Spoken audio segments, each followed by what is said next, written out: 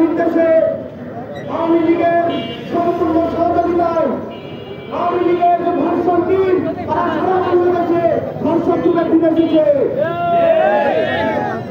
আমরা দেখতে পাচ্ছি আমাদের বাংলাদেশে আমাদের সকল মানবের জীবন এবং দর্শকদের বিরুদ্ধে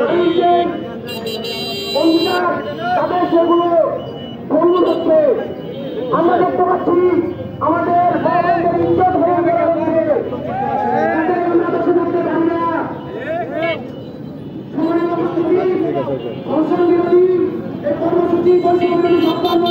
রাজপথে ছাত্র জনতা যেভাবে প্রতিরোধ করেছে আগামী দিনে প্রত্যেকটি এবং অসংলগ্ন কাজের জন্য তারা রাজপথে নেমে আসবে এবং এটার কঠিন জবাব দেওয়া হবে ইনশাআল্লাহ। এবং আমি বলে দিতে চাই আজকে আমার মা বোনরা রাস্তায় সংক্ষিপ্ত বক্তব্য নিয়ে আসছেন আমাদের নওগাঁ উপজেলার